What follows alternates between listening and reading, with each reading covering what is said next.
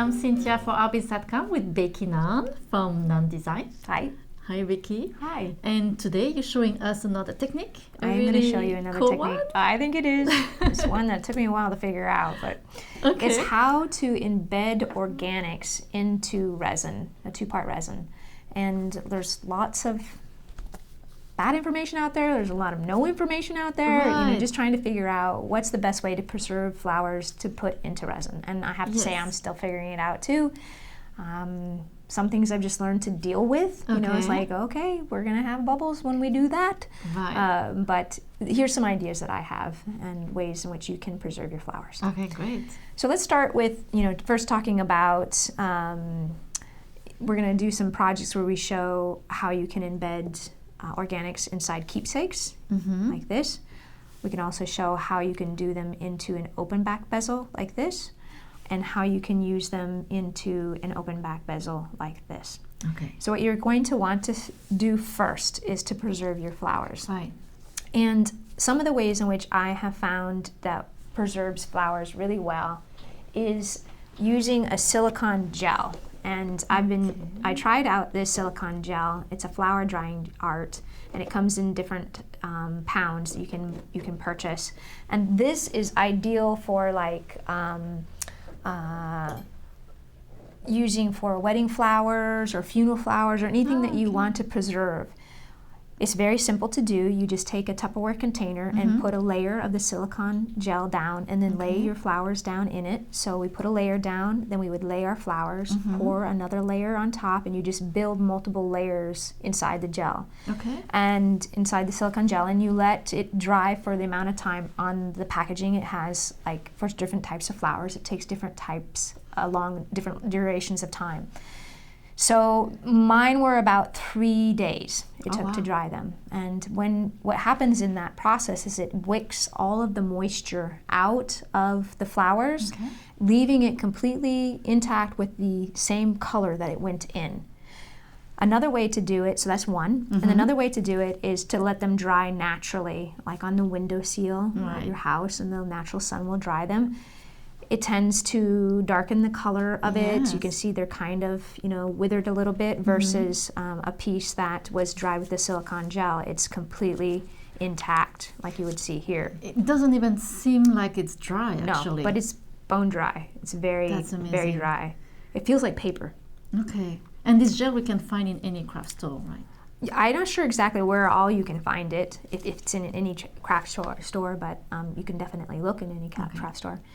The third way is like organics that are like a seed pod, that doesn't have a lot of coloration. It's not really translucent to start with. It's more of a hard shell. The third way you can also coat your pieces is with a resin spray. This is something that you could also purchase you probably could purchase this at most craft stores. It is very stinky. So you would definitely want to be outside when you use this, but it is a resin spray. It provides a nice high gloss finish to resin pieces. It's also used for that. Like when you pour resin and sometimes when you pull it out of something, a mold or something like that, it's dull. Yes. You spray this on there and it makes it nice and glossy. But it's great for applying onto organics so that it seals it completely coated. Some of the reasons why there are issues with air bubbles and such in the resin is because there's moisture in there. Other things that happen is there's air trapped inside, like in a flower petal, for example. Down inside of there could be like a little air pocket. And let me see, I have a really good example of, here's an example. I don't know if you can see this, but down in here, in the base, I put a couple of little shells. And so there was air trapped inside the little shells, and then so the air pockets start to release. And depending on when it releases, in that process, when the resin is just poured, it's very thin still, but as it starts to set, it's harder and harder for those air bubbles to pop out and to rise to the surface and pop. So, and even on something like that, we wouldn't think that there is any moisture, but you still have to seal it. You cannot just put in the resin like that. I highly recommend you do, because it can also, the resin is very oily and it can darken the natural color of the piece. Other things that you can do is you can actually take your organics and maybe not so much these flowers, but like a branch or something like that, and you can actually drizzle the resin over it and get it coated first, and then put it inside of your piece. So the whole purpose is trying to detach the air from the surface of whatever you're embedding, because like some bark and on a branch or something like that, or on a twig, might have air pockets inside of there.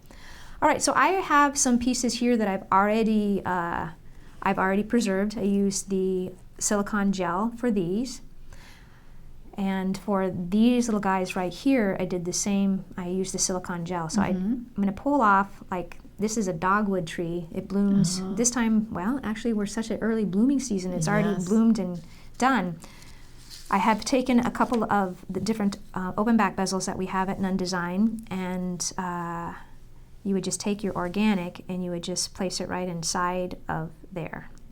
And I'm just lightly touching it, and that allows enough of the, there's tape there, so it's attaching the organics to that tape. If I didn't do that, I would have to do 2 pours of the resin, because what would happen is that little organic will float to the surface. And I might end up doing that anyway, because you can see on these, they are a little bit high. The volume of the bud was a little bit bigger, so sometimes if you do have that, you do need to put a second pour on there to cover up the surface. But here's a good example. You can see that it's fully covered. Then on this one here, I used a little different part of the flower, and you can use a pair of scissors, or you can use a pair of needle nose pliers and just cut off the stem. And so there's a very minimal amount of the stem that is showing. Such a pretty flower. Isn't that pretty? And then in the bezel is really pretty. Right, and then I'm just going to lay that down into, if I had a pair of needle nose pliers, I could probably lay that down into there more carefully, but we're just going to place it in like this, and then with a toothpick you can go in and position it and get it just right to where you want it. Okay, and make sure it sticks to the tape. Then what I have found is if it doesn't stick to the tape, you just will have, it'll raise up a little bit, and you just put a second pour over the top of it. On these pieces here, I embedded already this flower that I had done in the silicone gel. I placed it in there, and then I poured a little bit of resin into the base. That is then cementing it to the bottom of the piece, so I don't have to worry about that piece floating up. These I've already done that first pour with, and I pulled the tape off the back and I cleaned it up, but you can see that it's nice and smooth on the back when you pull these out. That's what's going to be behind this one, because you can see the back side already. So there's already a first pour in there. And now I'm going to pour the second pour over the top. So we're going to go ahead and work with a couple of these right now. So I've already mixed some 2-part resin, and you have some videos showing how you can do that. I have some wet wipes right here in my hand, in my lap. I always have wet wipes handy when I'm working with resin. I taped my pieces down onto the back side, and we covered that in another video about like how to do that. And what else do we need to do? Just pour. We need to pour or drizzle. You're not doing like me. What's that? I tend to just pour very quickly, but I saw that you have another way. Well, I like to go slow. So, especially because this is such a fragile flower, those little antennas that were on there that are sticking up, we're going to want to make sure that, we're not going to weigh them down too much. So just by drizzling a little bit into the middle and then continuing to just add more, and that petal was actually coming up, so I'm making sure that I have plenty of resin underneath that petal. And if you get some on the side, we can go back and we'll clean that up before we get to the very top and really dome it. It's so neat to be able to put something organic in the bezel. Especially if it's Love wedding it. flowers or something that is, capturing a memory or a moment, or maybe even for your daughter, you can give her her prom flowers, or, That's making true. something fun like Yes. that. So before we get too full here, I'm going to go ahead and wipe that edge with that little resin that had spilt over. And just bring it up to whatever level that you want it to be. If you want it to be like a flat, or if you want it to be higher domed, you just keep on drizzling resin into it until you get just that right height. Mm-hmm. And resin is self-doming, so you can over pour, but it'll get to that top surface, and you see how it's starting to dome higher and higher. Just a little teeny bit more.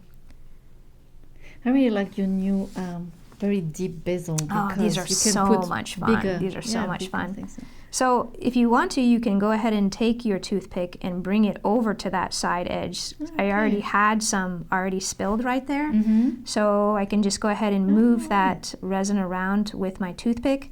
And a really good idea to do that I didn't before you get to this point is to come into the piece and kind of gently poke in around here to make sure that you don't have any resin down inside of those. You're being very, very gentle with the flower, but you're kind of just going in along the sides of the flower and just gently touching to make sure that there isn't any air pockets down in there. And then you can pour another hit over the top and just bring it up even higher if you want to.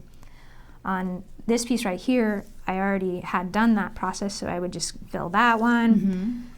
Then on these, what you want to do is take, so you can see on this, even being extremely careful, you can see there are some tiny little air bubbles. Right. Just that blossom was closed and there was a tiny bit of air right coming out, but I think it looks neat. And you know what? When it's around your neck, you don't really see it. Yeah, If someone can really see it right there. it's way too close to you. Right. That's a good T-shirt. If you can see air bubbles in my resin, you're way too close. That's funny. Okay, so then on these, same process. I went ahead and poured a little bit into the base, and that is securing it down. So you're going to want to be really careful on these, and you just slowly drizzle it down into the piece. And you can wipe that up later if you want. I'm surprised how the leaves also really stay. I was thinking, I wonder if they're gonna crumble, but they still the same shape. It does stay. I mean, I think that they're just staying completely. I mean, it's like paper in there right now. It does have a fragileness to it, but it's bone dry and it's also very stiff. So anyway, you get the idea. You're going to fill it for a while, just taking your time and bringing it up a little bit higher. Then you might want to take a little break, take a toothpick. Hopefully this one's not too stuck onto that paper. Now my fingers. Take a toothpick, and you're going to want to go down inside of here, just like we poked around. See, like there's a nice bubble right here. So we're going to poke around inside of here and just see if we can get any of that air to release out of any of those cavities. And being, careful, because see, there's one right there. Yes. And you're just going to move it around and try to dislodge it as best as you can. But honestly, at some point you just need to it's going to have air bubbles because that's just kind of what happens to this sort of medium. I really like to do sea themes because then you don't have to worry about it. It's supposed to have bubbles in there. Then you just continue to fold. You just keep on pouring and pouring until you get to about this level, and then you just let it cure like overnight, and you should be good to go. Oh, this is so great. I love it. Oh, it is super fun. And what I love what you say at the beginning is you went with your daughter in the garden and pick up flowers with her. Yes. It's so neat. Yes, it's also a seasonal thing. It's something that we do. Like we went harvesting, and like the dogwood that it's not a dogwood. It's I can't remember the name of the tree in my yard, but it only blooms once a year, and it's this time. Okay. And Yes. you gather the blooms and blossoms while it was still there, and then it's gone. But I have a little bit of it and to incorporate in my jewelry. That's great. Yeah. And great also if you want to keep some memories Right. and you go on a trip or you go to the beach and you want to remember that beach, you can grab some shell and do the same. Yes, add them in. Yeah, as well. Great. Well, thank you so much for Thank this you. technique. It's fun. That was really really fun to see that. And thank you for joining us today. And au revoir, à bientôt. Ciao. Thank you.